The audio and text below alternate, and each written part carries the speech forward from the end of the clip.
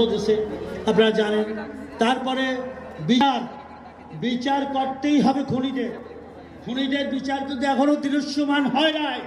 খুনিদের বিচার না হলে আবার জালেম এই ফিরাউন হাসিনার যারা দোসর যারা উত্তরসূরি এখনো ভাবতে বাংলার জমিনে তারা চুপ করে আছে, তারা একজনে জাগ্রত হবে।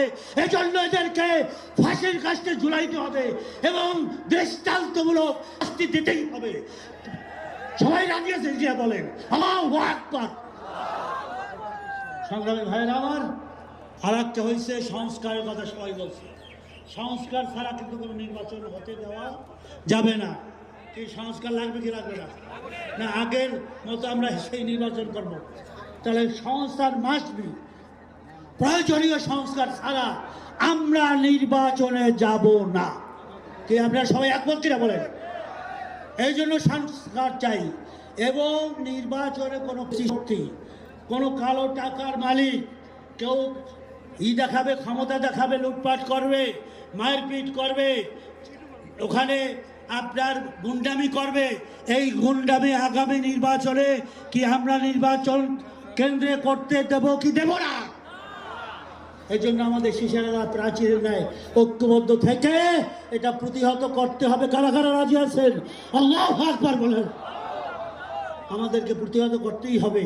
জাল হাক্কু ওয়া যাহাকাল বাতিল ইন্নাল বাতিলা কানা যাহুকা। সত্য ঘনীভূত সত্য এসেছে এবং মিথ্যা দূরীভূত হবেই হবে। সত্যের জয় হবে। এজন্য আমরা সবাই একবার বলি যে আজ একমাত্র ইসলামের পাকা শান্তির প্রতীক, তার নাম কি সবাই বলেন? হাত পাখা। আমার তোমার মার্কা, শান্তির মার্কা, আলেমদের মার্কা, বুদ্ধিজীবীদের মার্কা, মা বোনদের মার্কা। আল্লাহু আকবার। আল্লাহ আমাদের কবুল করুক এবং আগামী নির্বাচনে ইসলামী আন্দোলনকে এবং আমরা সবাই মিলে যেখানে আমরা স্টেজ আসছি আজকাল সমন্বয় ইসলামী দলগুলোকে নিয়ে আমরা যেন সরকার গঠন করতে পারি এই আহ্বান রেখে এখন থেকে আপনারা এখান থেকে যে সব জায়গায় হাত পাখার দুর্গ করে তুলবেন ইনশাআল্লাহ। সবাই রাজি আছে কিনা বলেন? রাজি আছে কারা? আল্লাহু আকবার, আল্লাহু আকবার, আল্লাহু আকবার। আসসালামু আলাইকুম ওয়া রাহমাতুল্লাহি ওয়া বারাকাতুহু।